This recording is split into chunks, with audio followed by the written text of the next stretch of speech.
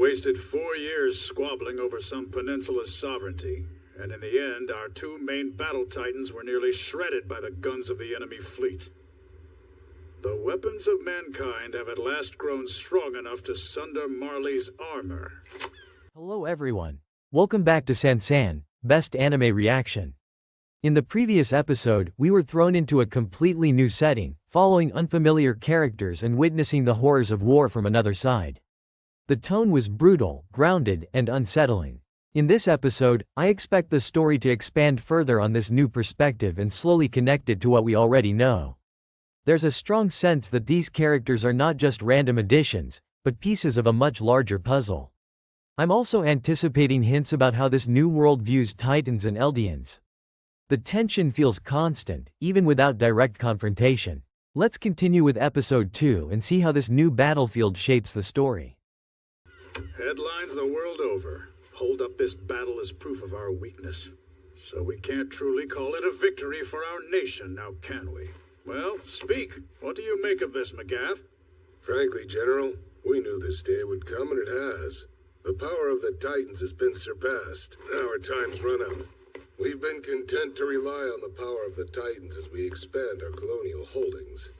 Meanwhile, countries that lack Titans to rely on developed weapons to oppose them. And now our complacency is about to bite us in the ass.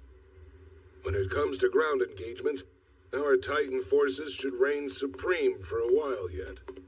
That said, if aircraft keep advancing at this rate, they will soon make bombs rain from the sky. And when that time comes, Titans, the devils of the earth, will only be able to look up and watch. We don't have any Titans with wings, do we? Please, General. What I'm saying is that we can no longer The depend Titans, yes. As a result, our global military dominance will soon falter. Or we've lost our grip on it already. It's funny, we've gone from the nation of heroes who crushed the Eldian devils to whatever the hell we are now. Begging your pardon, General. If you'd forgive my boldness, I have some thoughts on this. Zeke, the boy wonder. Go right ahead.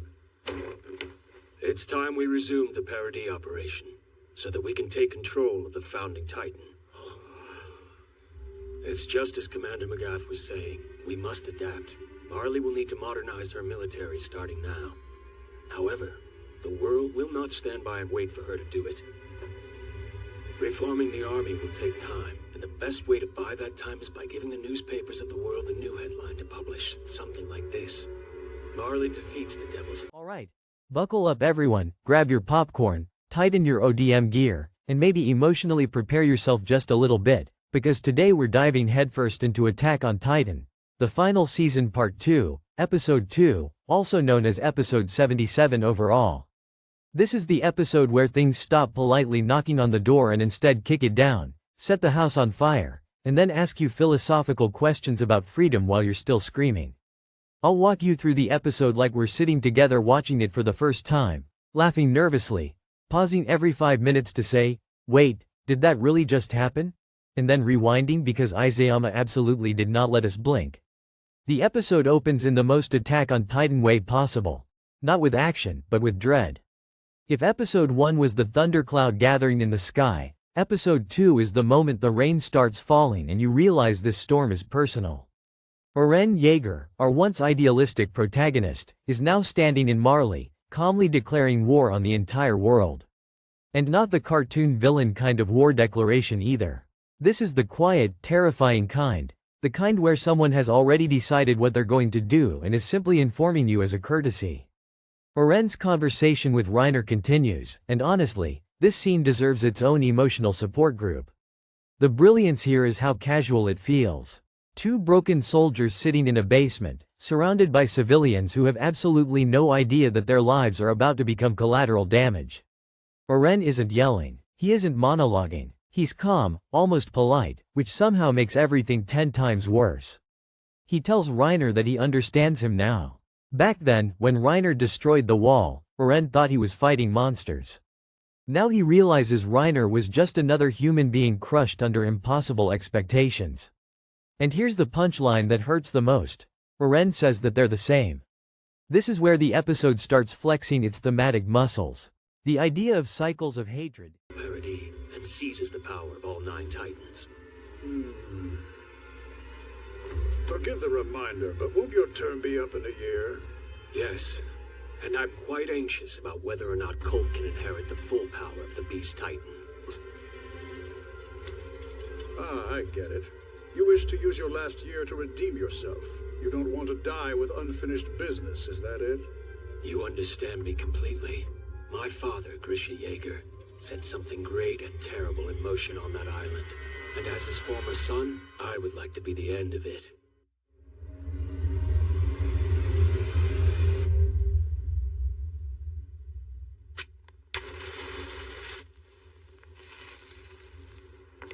Sorry for insulting your competence to further my agenda, Colt. No, I'm glad you did. Seeing all those officers listening to an Eldian was amazing. And you're right, there hasn't been a beast like you in history. Your beast is like a second founding Titan. What makes you so special, Zeke? It's not like you have royal blood in your veins. Who can say? Chances are I'll be dead before we can figure it out. Oh, but since you'll inherit the beast from me, you'll see my memories. And learn my secret. Your secret? About what? The way I wipe my ass, it's real special. Hope you don't tell anyone. Too late. I want a full report. Commander! You tell me everything, down to the number of hairs on your ass. Do you think Eldians deserve privacy? Certainly not, sir. So, you believe you can conquer parody in a year? All that I can say for a fact is that I only have a year left to try, sir. In the past 3 years, that island has swallowed up every survey ship we've sent to it, no survivors. Tell me, what do you make of that, Zeke?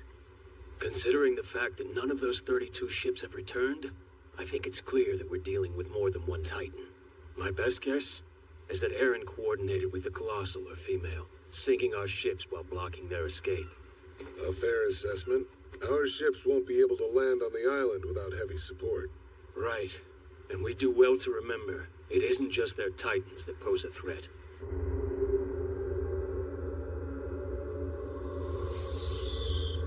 Wait!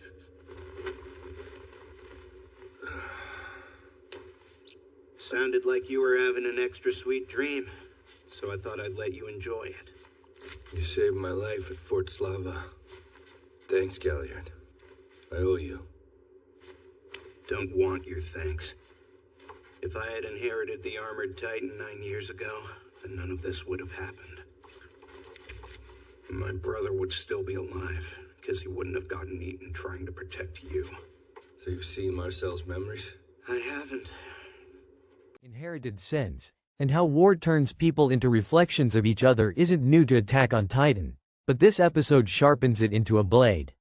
Eren doesn't forgive Reiner. He doesn't absolve him. He simply acknowledges that they're both products of a world that forces children to become devils for the sake of someone else's peace. And then, with the timing of a horror movie jump scare, Eren transforms. The transformation itself is pure spectacle. The building explodes outward as Eren bursts into his Attack Titan form, and the irony is almost cruelly poetic. This is exactly how the Colossal Titan first appeared back in Season 1. Except now Eren is the one doing it, and the victims are innocent Marleyan civilians. The show doesn't shy away from this. There's no dramatic music telling you how to feel. Just chaos, screaming, debris, and the uncomfortable realization that the protagonist is now the source of terror. And just when you think things can't escalate any faster, the Warhammer Titan enters the chat.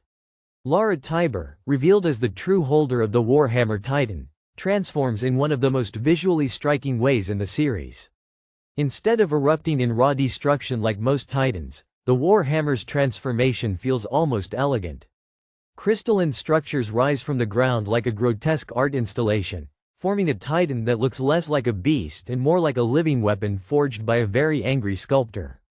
This immediately tells us something important: this Titan fights differently. It thinks differently. The fight between Eren and the Warhammer Titan is not your typical Titan brawl. There's no mindless punching or wrestling.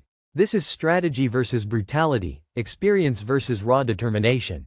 The Warhammer Titan can create weapons out of hardened Titan flesh, forming massive hammers, spikes, and even crossbow-like projectiles. Every move feels calculated, like Lara Tiber has trained specifically for this moment, while Aren, despite all his power, feels like someone learning in real time how badly he's underestimated. But I learned what I needed to from my predecessor Ymir. An ironically grand name for such a pitiful woman. She basically volunteered to give my brother's jaws back, right? Yeah, she did. What did you even do on that island anyway? Stumble around finding people to save you? Yeah. I saw you through her memories. You acted like you were the tough, reliable type, not at all like yourself.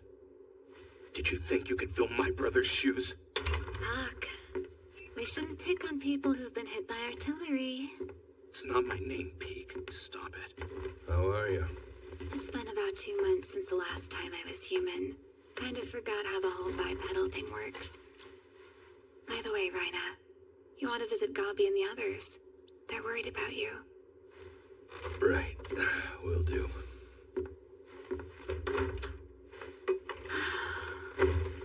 I'm pooped. Feels like I haven't seen you in forever. Really? Even though we're always fighting side by side? Well, we shouldn't have to for a while. We can hope. This way? Sure. Hey, if Titans become obsolete soon, what will that mean for us? If Eldians lose their use, then... I was talking to the neighbors. Mr. Brown will be fine. Yeah, I know. Says he does it. Look. They're enemy soldiers, probably survivors of the pure Titan attack. And once they get back home, they'll become living proof of how inhumane Titan warfare is. Every time this happens, it makes us Eldians look more like monsters. Good people of the world, let us wipe out the subjects of Ymir! Shit! Shit! Shit! Udo, stop! Shit! Don't hit town property. Rhina! So, you're good to walk again? Yeah. What about all of you? Gabi? Udo? I guess. Zofia? I'm alright. Falco? Hello? Hey, did you hear? They're gonna take us all back to Liberio soon. Come on, we can explore town until then. Wait. Never get chances like Mr. this. Brown's Let's healing. He probably needs to get back to bed soon. I'm all right. Don't worry. Maybe you should go back to bed. No, I'm coming with you guys. Hey, wait. Commander Magath said that place is only for lonely adults. Are you sure? Because I just saw him go in. Don't worry so much.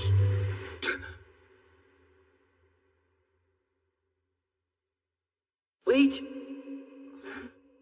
Estimated his opponent. And this is where the episode does something incredibly smart. It lets Aren lose. Not completely, not decisively, but enough to remind us that he's not invincible. He charges forward, relying on sheer force and anger, and the Warhammer punishes him for it. He's impaled, crushed, and literally nailed to the ground. For a brief moment, the episode lets us feel that creeping doubt. Has Aren finally bitten off more than he can chew? Meanwhile, the rest of the world isn't standing still. Marley's soldiers scramble to respond, and this is where the episode widens its perspective. This isn't just Aren's story anymore. This is a full-scale war breaking out in the middle of a city, with civilians trapped between gods who don't care about street names or evacuation plans. The camera lingers on people running, hiding, praying, and dying, and it's impossible not to feel the weight of it. Attack on Titan has always been brutal, but here the brutality feels intentional in a different way.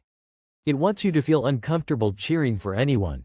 Then, like a perfectly timed plot twist that makes you shout at your screen, the scouts arrive. Mikasa makes her entrance in a way that can only be described as, "Oh no, Marley, you messed up." She swoops in with lethal grace, slicing through soldiers like she never left the battlefield. There's something deeply unsettling about seeing the Survey Corps in this context. Back on Paradis, they were humanity's last hope. Here, they're invaders, terrorists, from Marley's point of view. The uniforms are the same, the maneuvers are the same, but the meaning has completely flipped. And Mikasa herself feels different. She's still efficient, still deadly, but there's a coldness to her now. When Eren calls for her help, she responds without hesitation, but without warmth. The emotional distance between them is palpable, and the episode doesn't spell it out for you. It trusts you to feel it. This isn't the Mikasa who would throw herself in front of Eren without question. This is a soldier following orders, even if those orders come. The kids are too young to go in there.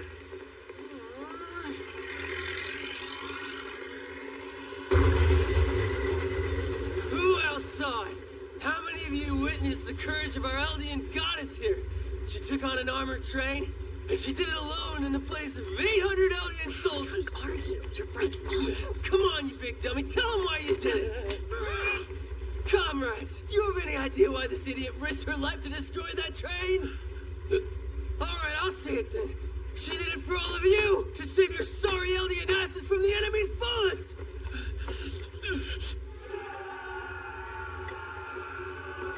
I'll go shut him up. Let's look the other way. Give him this one night.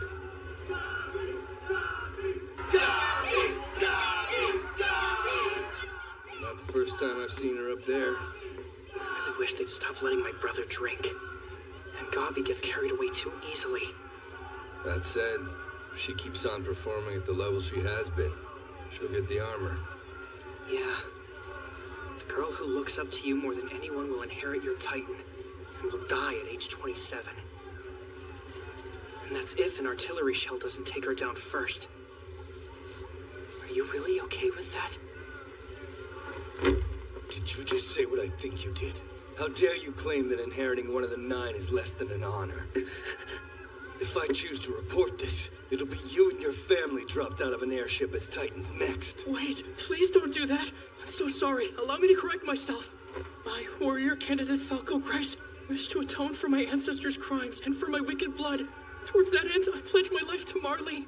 And what are your thoughts on the honor of inheriting one of the 9, warrior candidate? Inheriting one of the 9 makes you an honorary Marleyan. Nothing would make me prouder than to be given such a chance to display my loyalty to the motherland. Then you must want to inherit the armor.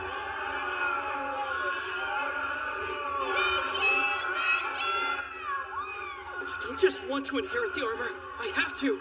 That's right. Surpass Gabi to protect her. Spare her from the dark future we face.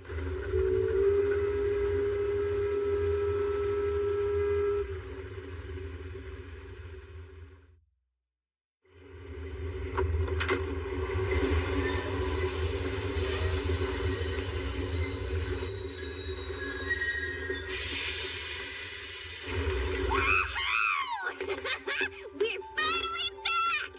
I swear the air tastes different here in Liberio. Guess who's home? Hey, please, I asked you not to yell. Yeah, well, I asked you not to drink so much, Lightweight. I don't understand who would give him wine in the first place. From the boy she once swore to protect at all costs. As the scouts engage Marley's forces, the episode becomes a whirlwind of motion and sound. Thunder spears explode, ODM gear screams through the air, and Marley's military realizes, far too late, that the people they dismissed as island devils have evolved. This isn't the same enemy from years ago. These soldiers are seasoned, ruthless, and terrifyingly effective. But the emotional core of the episode still belongs to Eren and the Warhammer Titan. Despite being overpowered, Eren refuses to back down. He adapts, he learns, he uses the environment, the chaos, and even his own injuries to turn the tide. This is where we see how much Eren has changed. He's not fighting to survive anymore. He's fighting to win, no matter the cost. One of the most chilling moments comes when it's revealed that Lara Tiber isn't actually inside the Warhammer Titan's nape. Instead, she's hidden underground, connected to the Titan by a long cord of heart and flesh. This revelation is brilliant for 2 reasons. First, it explains why Eren's attacks haven't been effective. Second, it symbolizes how Marley's power structures operate. The real power is hidden, protected, while the weapon takes the hits. Eren's reaction to this discovery is almost disturbingly calm. There's no panic, no shock. Just calculation. He realizes that brute force won't solve this, and for a moment, you can see the gears turning in his head. This isn't the impulsive kid from Season 1. This is someone who has accepted that to achieve freedom, he has to outthink, outmaneuver, and outlast his enemies. And just when it feels like the episode has given us everything it has, it throws in one more layer: Reiner. Reiner, watching the chaos unfold, is forced to confront the reality he's been avoiding. The boy he once shattered is now doing the same thing to his homeland. The parallel is almost cruel in its symmetry. Reiner's guilt, already a crushing weight, becomes unbearable. He wanted to be a hero. I thought he looked like he could use a nightcap. Come on, Colt. How could you spew Biggs' kindness all over the train like that? I suppose we should have shut them up after all. Our comrades were chanting your name all night. Colt put them up to it. No worries. You deserved a healthy dose of praise. What you did really was impressive. Thanks a lot, Peak. Vice Chief Brown. Is he thinking the same thing as me? Does he want Eldians to be free from war too? If so, can I trust him?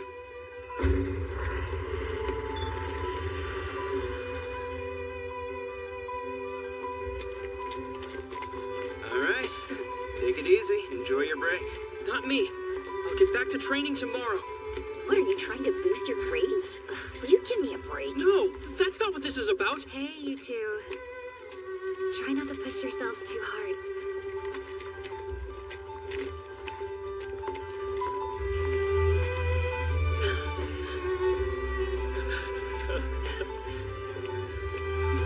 Hey, Dad.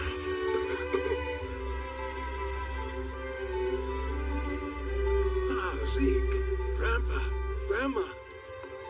It's so good to see you. We're so very proud of all your achievements. I'm not done. Not yet. Colt, go.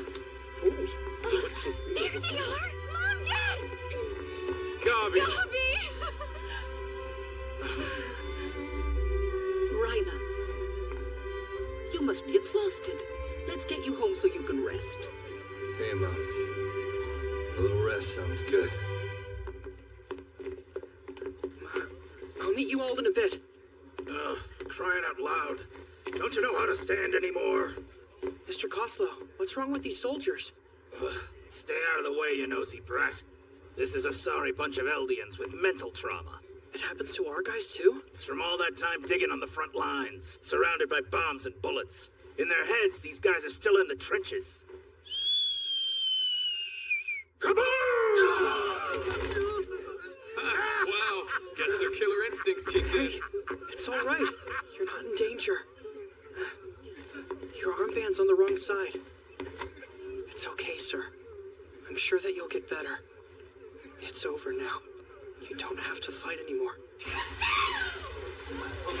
The grenades landed exactly where I'd aimed them and blew the train right off its tracks. I'd actually pulled it off. But as I was running back to the trenches, the enemy shot a machine gun at me, and just as I was about to eat lead, Mr. Gallagher jumped in out of nowhere and protected me with his jaw titan. That's amazing, Gubby. It sounds like a whole bunch of our soldiers owe their lives to your bravery. Our little girl has grown into an Eldian hero.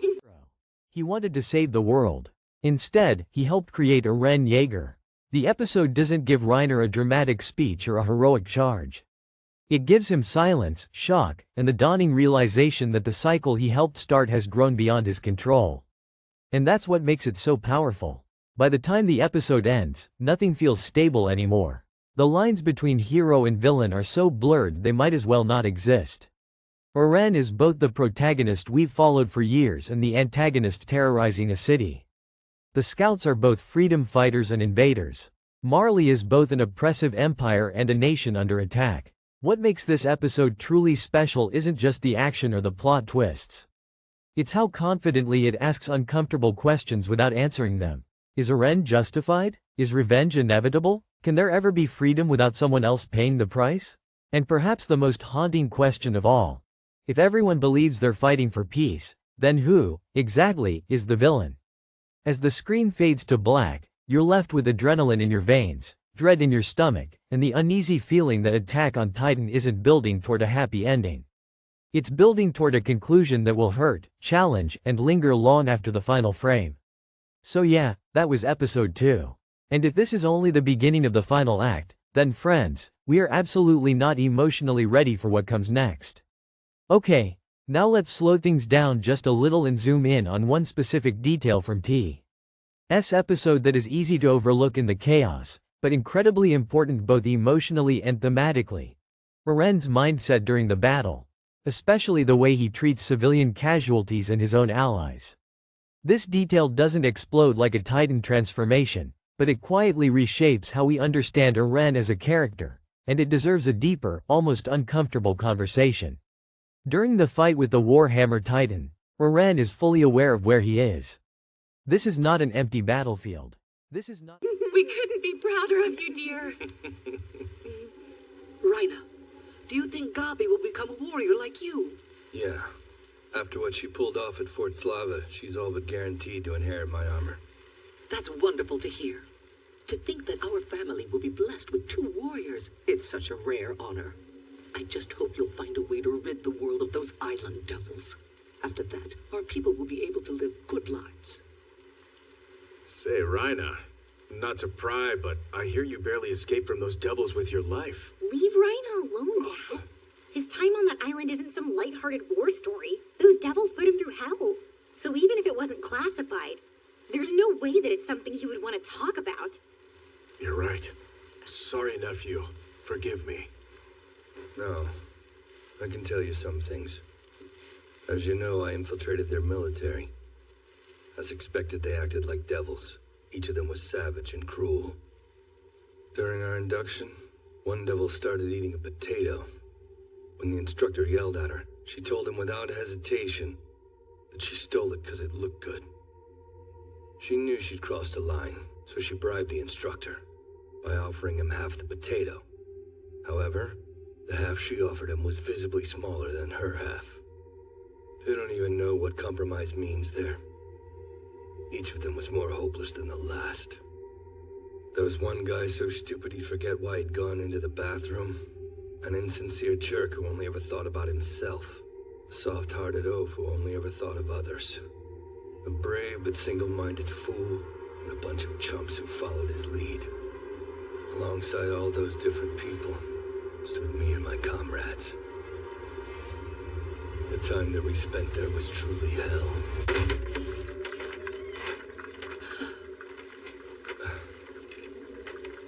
I said way too much. Forget it. What do you mean by different people? They're bad people, right? Of course they are, Gabi. They're all devils, and they're holding this whole world by the throat. They could unleash their army of huge titans at any moment, and crush us all beneath their feet. They aren't anything like you and me. We're good Eldians, and we have to stop them. We have to punish the wicked Eldians who abandoned us, who fled and built themselves a paradise on top of a mountain of corpses.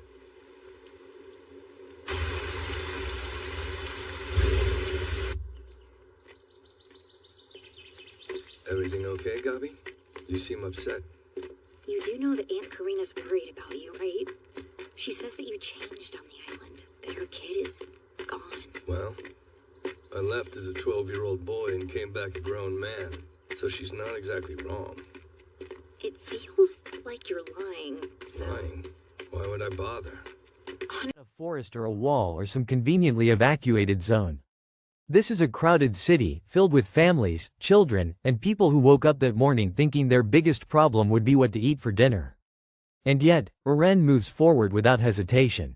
Buildings collapse, streets are destroyed, people die off-screen and on-screen alike. The episode never shows Eren verbally acknowledging these deaths, and that silence is exactly the point. Earlier versions of Eren would have been paralyzed by this. Season 1 Eren screamed, cried, and raged every time someone died because of Titans. Season 3 Eren questioned whether he even deserved to live because of the harm connected to his existence. But the Eren in this episode doesn't flinch. He doesn't apologize. He doesn't look away. The mission comes first. This tells us something deeply unsettling. Eren has already accepted that innocent people will die because of him, and he has made peace with that reality. Not in a villainous, mustache-twirling way, but in a soldier's way.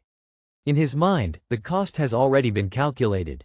The scale of the conflict is so massive that individual lives, including his own, have become numbers in an equation called freedom.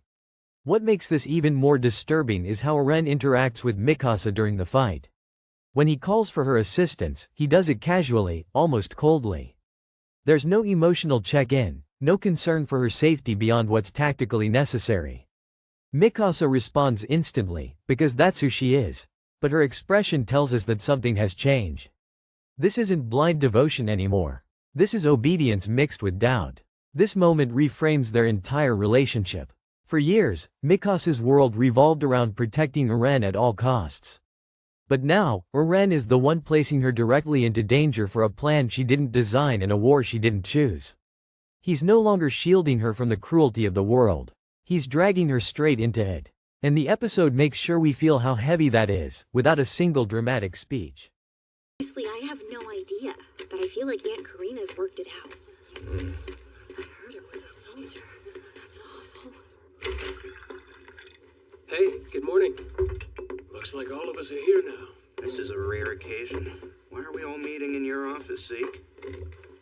And where's the brass? They're not here in this room. Can we all just meet for some tea? Sure. Now then, the Battle of Fort Slava made it clear that conventional weapons are advancing fast. They'll soon be stronger than Titans. That's bad news on two fronts. We'll lose our tactical value as Marley loses her strength. This threatens the whole Eldian race. And there is but one solution. Marley must seize the founding Titan's power as well as the resources of Paradis. Before that, the world must be reminded of the terrible threat that island poses to us all. And every good story needs a narrator. The Tiber family will provide one for us. They're the keepers of the Warhammer. Is that right? Yeah, but the Tibers have never once used the Warhammer Titan against an enemy state. They're known as the family that drove off King Fritz in the Great Titan War. They aren't hated like most Eldians. If we speak through the Tibers, the world will hear us out. Astute as ever, Peak. You're exactly right. But the Tibers have been living lives of luxury and freedom. They've never fought for their country or their people. Why should they get to play hero now? I know how you feel, but the Tibers are just as concerned about Marley as we are. Maybe. But there's... If it saves our motherland, Marley, that's enough for me. Our duty as warriors is to support the Tibers, and to serve as scaffolding as a new Marley is built. Well said. Very soon a festival will take place here in Liberio. You don't say. Foreign dignitaries and VIPs will be invited to hear this announcement from the Tibers. We will conquer Paradis Island within the next year. The fates of the Eldian people and of Marley rest on this plan. We cannot let it fail. For the future of our motherland, Marley, we must join our hearts and minds as one. All right then. Galliard has a complaint or two, but he always follows orders in the end. If this is all they're saying in private, I'm not concerned. I just wish Zeke hadn't thrown that comment in. Not here in this room, huh?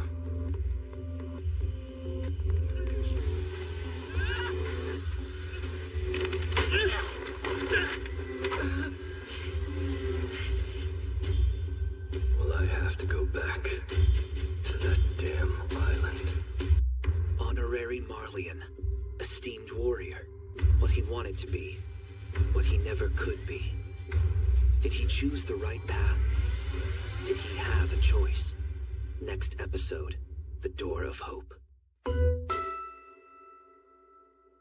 Thank you so much for watching this video on General Sansan Anime. I really appreciate you spending your time here and sharing this anime journey with me.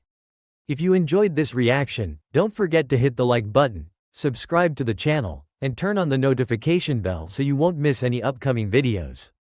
Your support truly means a lot and helps the channel grow stronger every day. I'll be back very soon with more exciting reactions, emotional moments, and unforgettable anime scenes for all of us to experience together. Until next time, take care, keep enjoying anime, and I'll see you in the next video. Bye bye.